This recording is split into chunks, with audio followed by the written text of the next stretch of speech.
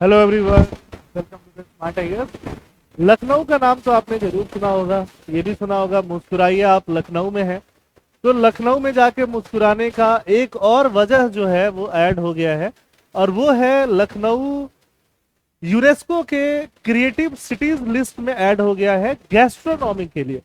Gastronomy का मतलब food, और फूड से रिलेटेड जो साइंस है, आर्ट है, फूड कैसे बनाया जाता है, अलग अलग तरह के food कैसे बनाए जाते हैं, उससे रिलेटेड जो आर्ट है, उसके लिए यूनेस्को ने अपनी हेरिटेज सिटीज में, जिन पुरानी सिटीज में पुराने तरह से अलग तरीके से फूड बनाया जाता है, प्रिपेयर किया जाता है, खिलाया जाता है, उस ही सिटी के लिस्ट में डाला है। गैस्ट्रोनॉमी मतलब फूड से रिलेटेड हो गया।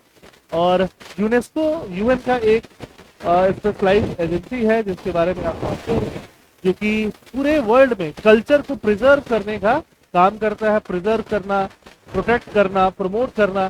और फूड जो है, फूड और फूड से रिलेटेड जो है कल्चर जो है, वो पूरे वर्ल्ड का कल्चर प्रिजर्व करता है, जिसमें अभी लखनऊ को इंक्लूड किया गया। पूरे वर्ल्ड में इंडिया अपने फूड के नाम से जाना जाता है। इंडिया का खाना जो है बहुत अच्छा होता है। पूरे आप यूरोप में चले जाओ या यूएस में चले जाओ, वहां पे हमें आपको इंडियन रेस्टोरेंट मिल जाएंगे, और इंडियन रेस्टोरेंट में आपको इंडियन फूड मिल जाएगा। बट इंडिया के अंदर कौन सी ऐसी सिटीज है जो अपने फूड के नाम से जानी जाती है? बहुत सारी सिटीज हैं। अगर मैं आपको नाम से बोलाऊं तो कोलकाता है, सिटी ऑफ जॉय उसको भी बोलते हैं, फूड के लिए बहुत फेमस है। मुंबई अपने स्ट्रीट फूड के लिए फेमस है, दिल्ली अपने स्ट्रीट फूड के लिए फेमस है। इसके अलावा हैदराबाद है, हैदराबाद की बिरयानी बहुत फेमस है। हैदराबाद में और भी आपको फूड मिलेगा। वैसे ही लखनऊ भी काफी फेमस है, और भी बहुत सारी सिटीज हैं, अमृतसर है। बट यूनेस्को ने जो डेजिग्नेट किया है, अभी रिकॉग्नाइज किया है, उसमें अभी किसका नाम ऐड हुआ है? लखनऊ का। क्या इसके पहले इंडिया से फूड के लिए, गैस्ट्रोनॉमी के लिए किसी और सिटी को ऐड किया यूनेस्को ने? तो हाँ, इसके पहले एक सिटी और ऐड हो चुका है, और जिसका नाम है हैदराबाद। हैदराबाद को पहले ही ऐड कर चुका है यूनेस्को क्रिएटिव सिटीज लिस्ट में। इस बार बारी थी लखनऊ की, और लखनऊ को ऐड कर दिया गया। तो एक तरह से ही इंडिया का सेकंड सिटी बना, है ना, जस्ट सेकंड सिटी जिसको गैस्ट्रोनॉमी के लिए यूनेस्को ने ऐड किया है। वैसे इंडिया में ज्यादा सिटीज हैं गैस्ट्रोनॉमी के अलावा, जो अगर हम बाकी चीजों की बात करेंगे तो ये रिकॉग्निशन कब मिला? ये रिकॉग्निशन 31 अक्टूबर 2025 को मिला। लखनऊ में जब अवध रीजन में लखनऊ आता है, और अवध का जो क्विजीन है, जो रिच ट्रेडिशन है, उसको एक तरह से यहाँ पे सेलिब्रेट किया जा रहा है। पूरे वर्ल्ड में ऐसे टोटल 408 सिटीज हैं जिसको यूनेस्को ने डेजिग्नेट किया है, रिकॉग्नाइज किया है। सिर्फ गैस्ट्रोनॉमी के ऊपर नहीं, बाकी क्रिएटिव सिटीज की अगर हम बात करें तो पूरे वर्ल्ड में ऐसे 408 सिटीज में अब आपका लखनऊ भी, हमारा लखनऊ भी शामिल है। ठीक है, हैदराबाद को कब इंक्लूड किया गया था? हैदराबाद को 2019 में इंक्लूड किया गया था, और लखनऊ जो है वो सेकंड नंबर पे आता है। ये क्रिएटिव सिटीज का लिस्ट बनाना यूनेस्को ने 2004 में ही स्टार्ट कर दिया था, कि पूरे वर्ल्ड में अलग अलग सिटीज में क्या क्या चीजें, क्या क्या कल्चर प्रमोट होता है, उसको प्रिजर्व करने के लिए क्रिएटिव सिटीज लिस्ट बनाना स्टार्ट किया था। और 7 क्रिएटिव फील्ड यूनेस्को ने डेजिग्नेट किया था। Crafts and folk art, craft बनाना, अलग अलग मूर्तियां वगैरह हो सकता है, खिलौने हो सकते हैं, कुछ भी हो सकता है, डिजाइन अलग अलग बनाना, फिल्म बनाना, है ना, गैस्ट्रोनॉमी, खाने पीने से रिलेटेड चीजें, मीडिया आर्ट्स, आर्किटेक्चर, आर्किटेक्चर भी है, लिटरेचर भी है, और म्यूजिक। ये 7 डायमेंशन जो आपको दिखाई में दे रहा है ना, 7-8 डायमेंशन। 7 डायमेंशन कौन है? Craft and folk art, design, उसके अलावा क्या हो गया? डिजाइन, फिल्म एक में ही है एक तरह से, gastronomy, literature, media arts, music and architecture. ये डायमेंशन जो है ये किसमें है? क्रिएटिव फील्ड्स में है। कल्चरल एंड इकोनॉमिक ग्रोथ को दिखाते हैं, ये सिटीज की कल्चर को रिकॉग्नाइज करते हैं, इकोनॉमिक ग्रोथ को रिकॉग्नाइज करते हैं, सस्टेनेबिलिटी को रिकॉग्नाइज करते हैं। तो देखो, इंडिया की ये सिटीज पहले ही इंक्लूड हो चुकी थी, इसके अलावा एक लखनऊ है जो अभी इंक्लूड हुआ है। पहले कौन कौन सी सिटीज इंक्लूड हो चुकी हैं उनके बारे में देखते हैं, क्या क्या सिटीज इंक्लूड हो गया है। सबसे पहले आप देखोगे इंडिया के सिटीज में, तो इंडिया के सिटीज में इंक्लूड होने वाली पहली सिटी जो थी उसका नाम है जयपुर। जयपुर 2015 में ही इंक्लूड हुआ था, और वो अपने क्राफ्ट एंड फोल्क आर्ट्स के लिए, क्राफ्ट एंड फोल्क आर्ट के लिए इंक्लूड किया गया था। जैसे ऐसे खिलौने आप देख रहे हो, ये कहाँ बनते हैं? जयपुर में बनते हैं, राजस्थान में बनते हैं। तो जयपुर पहली सिटी लिख ली।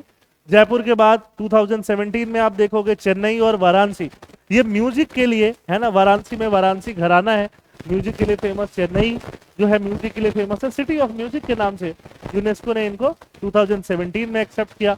मुंबई को फिल्म्स के लिए, फिल्म सिटी तो है ही मुंबई, 2019 में। हैदराबाद को गैस्ट्रोनॉमी के लिए 2019 में। श्रीनगर को क्राफ्ट्स एंड फोल्क आर्ट, जो डेजिग्नेशन, जो कैटेगरी जयपुर का है, सेम कैटेगरी में श्रीनगर को भी इंक्लूड किया गया 2015 में जयपुर को, 21 में श्रीनगर को। कोझिकोड और ग्वालियर को फिर म्यूजिक के लिए इंक्लूड किया गया। ग्वालियर घराना है वहां पे, पुराने जब राजा के टाइम पे, महाराजा के टाइम पे वहां पे म्यूजिक चला आ रहा है। और कोझिकोड को लिटरेचर के लिए, तो लिटरेचर के लिए कोझिकोड, और अभी वापस लखनऊ। इस लिस्ट में लखनऊ नहीं है, इसके अलावा एक और ऐड कर दीजिए तो आपको क्या मिल जाएगा, लखनऊ मिल जाएगा।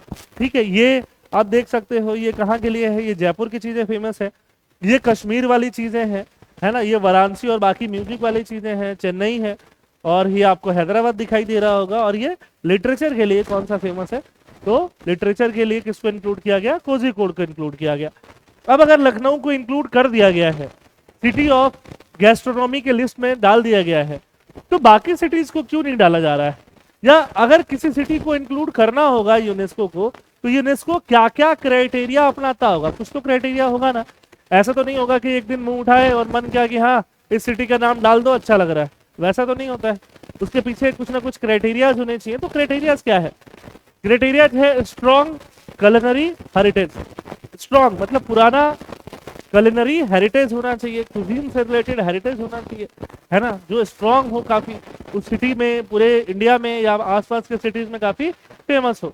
तो अवधि डिशेज बहुत सारी हैं, लखनऊ की बहुत सारी डिशेज हैं। खासकर अगर आप एक नॉनवेज लवर हो तो लखनऊ में आपको निहारी मिलेगी, चाप मिलेंगे, अलग अलग टाइप के चाप मिलेंगे, है ना, नॉनवेज के, चिकन के, मटन के आइटम्स आपको बहुत मिलेंगे। उसके अलावा अगर आप वेजिटेरियन भी हो तो आपको बहुत डिफरेंट तरह के स्वीट डिशेस मिलेंगे, है ना, पान मिलेगा, ठीक है। उसके अलावा चाट कचौड़ियाँ मिलेंगे जो वहीं की ओरिजिनली फेमस है।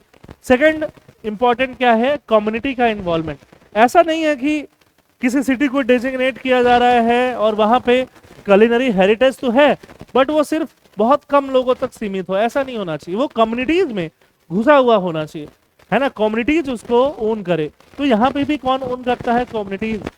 अलग अलग नुक्कड़ पे, अलग अलग जगहों पे, अलग अलग स्ट्रीट फूड के जो लोकेशंस होते हैं वहां पे आपको ये सारे आइटम मिल जाएंगे। ऐसा नहीं होगा कि 5 स्टार होटल में ही मिलेंगे। थर्ड क्या है, सस्टेनेबिलिटी पे फोकस होना चाहिए। तो ऑब्वियसली यूनेस्को ये सब चीजें तो डालेगी ही, मेन तो यही दोनों चीजें हैं। सस्टेनेबल होना चाहिए, जो भी फूड वूड खिलाया जा रहा है इन्वायरमेंट के लिए सस्टेनेबल होना चाहिए, लोगों के लिए सस्टेनेबल होना चाहिए। न्यूट्रिशनल अवेयरनेस होना चाहिए कि हाँ जो भी फूड है उसमें क्या न्यूट्रिशन जा रहा है। तो नॉनवेज फूड जो होता है, साथ में बिरयानी जैसे होती है जिसमें कार्बोहाइड्रेट, प्रोटीन और बाकी चीजें जा रही हैं, तो वो पूरा न्यूट्रिशनल अवेयरनेस के साथ जाता है। और इन सब के अलावा यूनेस्को हर 4 ईयर में रिव्यू भी करती है सिटी का स्टेटस, कि जो सिटी को स्टेटस दिया गया वो सही दिया गया कि नहीं, है ना। अगर लगेगा कि स्टेटस अच्छा नहीं दिया गया तो उसको चेंज भी कर सकती है। देखिए ये अलग से आपको फलूदा के साथ कुल्फी, है ना, ये स्वीट डिश हो गया। ये अलग से आपको कचौड़ी, ये कचौड़ी, इस तरह की कचौड़ी आपको शायद और जगह देखने के लिए नहीं मिलेगी। अभी ग्लोबलाइजेशन का जमाना है ना, यहाँ से यूट्यूब से सीख के लोग बाकी सिटीज में, या लखनऊ के ही कुछ लोग दिल्ली में जाके, कहीं और मुंबई में जाके, कहीं और ये सब काम कर रहे हैं, तो हर सिटीज में फैल रहा है। अदरवाइज उस जगह की वो चीज बहुत खास हो जाती है। अपॉर्चुनिटी फॉर लखनऊ, अगर लखनऊ को डेजिग्नेट किया गया तो क्या क्या अपॉर्चुनिटी है, वो अपने एक्सपीरियंसेस शेयर कर सकता है, बेस्ट प्रैक्टिसेस एंड नॉलेज को शेयर कर सकता है ना, अलग अलग लोगों के साथ अलग अलग जगहों पे पार्टनरशिप्स हो सकती हैं, प्रोफेशनल एंड आर्टिस्टिक एक्सचेंज हो सकता है फूड से रिलेटेड, ठीक है, स्टडीज, रिसर्च और इवेल्युएशन हो सकता है गैस्ट्रोनॉमी से रिलेटेड, जिसमें हेल्दी फूड को प्रमोट किया जाए, है ना, न्यूट्रिशियस चीजों को प्रमोट किया जाए, इकोनॉमी को बढ़ाया जाए, सस्टेनेबल अर्बन डेवलपमेंट पॉलिसीज इस पे लगाई जा सकती हैं।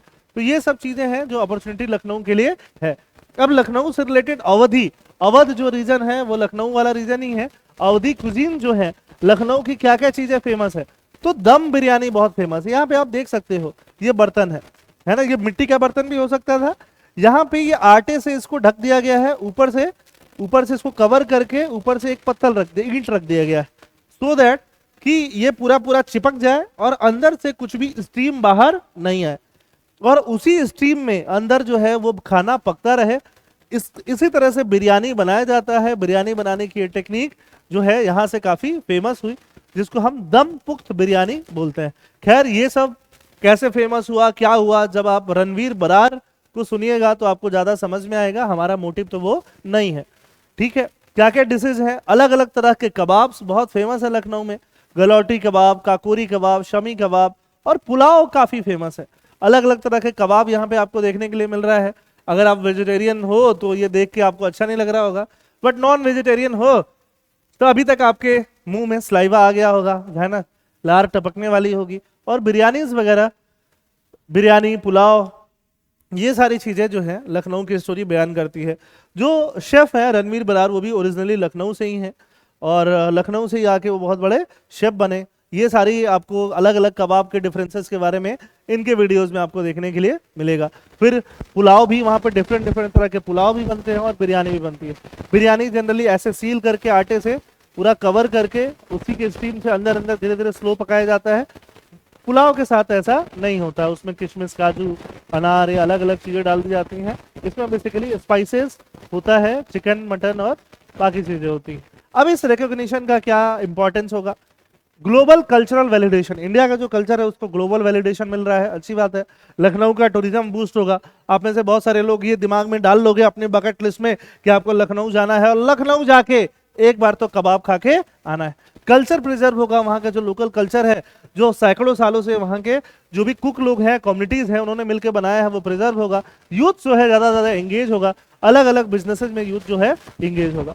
अब culinary celebration for Lucknow, India के लिए ये प्राइड वाली बात है। इंडिया के कल्चरल डाइवर्सिटी को रीइंफोर्स करती है ना, लीगेसी को कंटिन्यू कराती है और बाकी सिटीज के लिए मॉडल है। बाकी सिटीज में भी ऐसा बहुत कुछ है जो धीरे धीरे आप देखोगे कि यूनेस्को उसको इंक्लूड कर रहा है। Let us celebrate and protect our rich culinary roots one dish at a time। ठीक है, तो ये रहो, ये लास्ट में डेजर्ट, और डेजर्ट के साथ साथ आपको थैंक यू, और फिर हम लोग मिलते हैं अगले टॉपिक के साथ कभी। ठीक है, तब तक आप लखनऊ को याद रखिए। एग्जाम पर्सपेक्टिव से लखनऊ यूनेस्को कैसे डेजिग्नेट करता है, कितनी सिटीज इंडिया की हैं, ये आपके लिए इंपॉर्टेंट रहेगा। थैंक यू एंड जय हिंद।